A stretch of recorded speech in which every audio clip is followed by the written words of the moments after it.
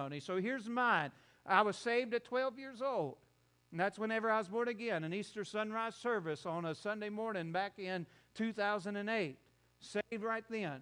Heard the preacher say that Jesus died for the sins you've committed, are committing, and are going to commit in the future. Jesus died for them all. And I remember in my heart, the Holy Spirit just speaking to me. And then I remember in my mind, me realizing that if He could die for me, the least I can do is live for Him. And I got born again.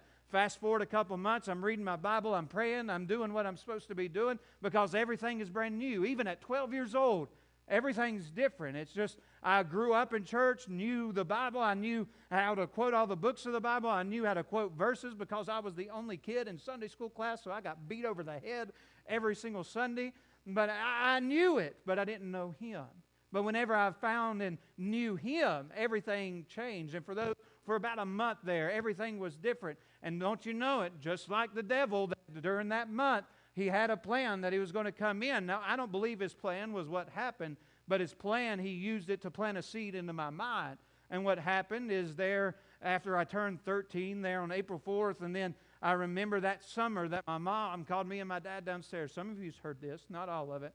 But my mom called me and my dad downstairs, and I knew something was wrong. I knew there was something going on, and she told us that she had been diagnosed with cancer. And I remember thinking at that time that how could God allow this to happen? How could God allow my mom to get cancer when I just got saved? Isn't everything supposed to be better now? Isn't everything supposed to just work good now? I mean, I've been studying, I've been reading, I've been praying, I've been going to church. I mean, I've been doing what I'm supposed to do. God, why is this happening? Now, I remember trying to push God out at 13 and bring the world in. I filled it with baseball. I filled it with alcohol. I filled it with drugs. I tried to do all these things that the world said would fulfill me, but it didn't. Now, I remember even at 13 years old, how depression just set in. Why? Because you can't be saved and live like the world and everything just be okay. Now, I remember I would come home at nights and just be miserable. And this went on for about 4 years, that I would just come home and I would cry and I would say, I don't even want to live like this, because the conviction was so strong that I knew I shouldn't be living like that. But I was so angry at God. I was so mad at God for giving my mom cancer that He would allow that to happen. I remember sitting down and writing my suicide note, being ready, because I said, God, I can't live like this. Lord, I just cannot live like this anymore. I'm so miserable. And I remember sitting down on my bed, and all of a sudden I remembered a song that my grandparents and my mom sang in their gospel group. And it's that song that says, Lord, I can't even walk without you holding my hand. I don't know why that came to my mind, but as soon as I could remember it, I could remember every word of it. And I hadn't heard it for years, but I could remember every single word of it. And then all of a sudden, it was like the Holy Spirit just filled that room and said, listen, you've been trying to do this all by yourself, but I need you just to hold on to me.